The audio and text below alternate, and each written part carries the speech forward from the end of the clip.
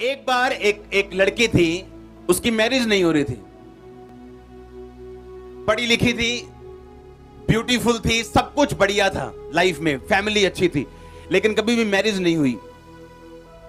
एक दिन वो चर्च में जाती है और उसे समझ आती है कि मैं जगत की ज्योति हूं और परमेश्वर ने मुझे चमकने के लिए अगर बुलाया तो मेरी लाइफ की चमक कहां पे है। और फायर प्रेयर की और प्रार्थना की, वचन के ऊपर अंगीकार किया, क्योंकि आप जानते हैं वचन अपने आप काम नहीं करता। और थोड़े दिन बाद एक रिश्ता आया उसके घर में, फॉरेन का लड़का, सेटल्ड लड़का। और रिश्ता पता है वो क्या बोलता है आगे, कहता मैं 15 साल से तुम्हारे घर पे रिश्ता लेके आ रहा हूं। उस लड़की की उम्र 40 साल के करीब अगर मान लो आप हो गई, तो उसने कहा मैं पिछले 15 साल से तुम्हारे घर पे रिश्ता लेके आ रहा हूं, लेकिन जैसे ही तुम्हारे घर पे मैं एंटर करने वाला होता था, मुझे कोई ना कोई तुम्हारे मोहल्ले वाला बोल देता था कहां आ रहे हो। इस लड़के, अच्छा मैं रिश्ता लेके आ रहा हूं। कहता है वो तो मैरिड है, ये तो शादीशुदा है। क्योंकि वो लड़की शायद थोड़ी मोटी थी या क्या था, कहते नहीं लगता ये तो शादीशुदा है, इसका हस्बैंड फॉरेन में। एक क्रिश्चियन बंदा अगर चर्च में बैठे, अगर वो अंगीकार नहीं करता कि यीशु मसीह तेरे कोड़े खाने से मैं चंगा हो चुका हूं, तो वो चंगाई नहीं पाता, क्योंकि उसे अपनी चंगाई के लिए क्या करना है, काम करना है उस वचन के ऊपर।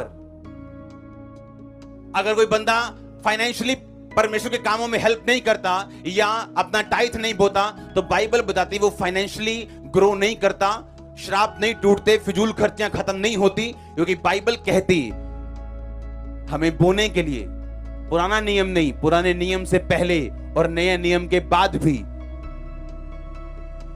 और जब तक हम उसको फॉलो नहीं करेंगे तब तक फाइनेंशियली छूटेंगे नहीं, क्योंकि हर एक वचन अपने आप काम नहीं करता।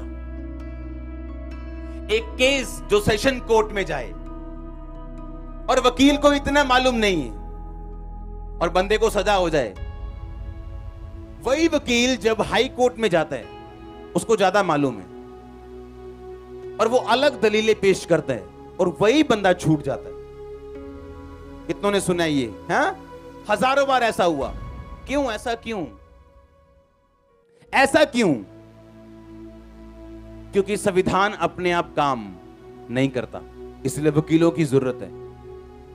इसलिए कोई वकील 5,000 में भी मान जाता है और कोई वकील है जो 5 लाख रुपए एक हियरिंग की, एक बार की, एक दिन की फीस लेता है।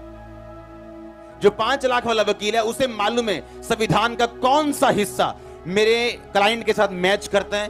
पुराने 40 साल के केसों में क्या हुआ, जब ऐसा कोई बंदा आया अपने केस की तैयारी के साथ वो जज के सामने जाता, क्योंकि जज जो है वो आपकी भावनाएं नहीं सुनता कि जज साहब ये बंदे को छोड़ दो। क्यों? क्योंकि ये अपनी माता का इकलौता बेटा है। छोड़ देगा जज? छोड़ दो इसको, क्योंकि अगर ये नहीं जाएगा तो इसकी बेटी मर जाएगी। छोड़ देगा वो? नहीं। पर अगर आप उसे संविधान से बोलेंगे कि जज साहब ये लिखा है मेरे क्लाइंट में ये है, इसने ये नहीं किया, ये सबूत हैं, उसको छोड़ना पड़ेगा।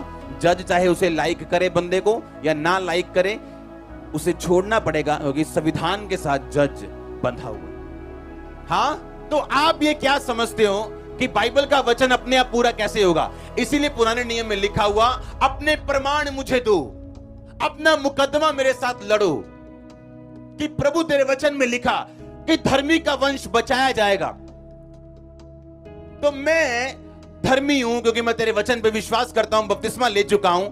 तो अगर आपके बेबी नहीं, ये वचन शैतान के लिए वो हथियार है जो एक 82 साल, एक 62 साल की औरत को प्रेग्नेंट होने के लिए मजबूर कर देगा।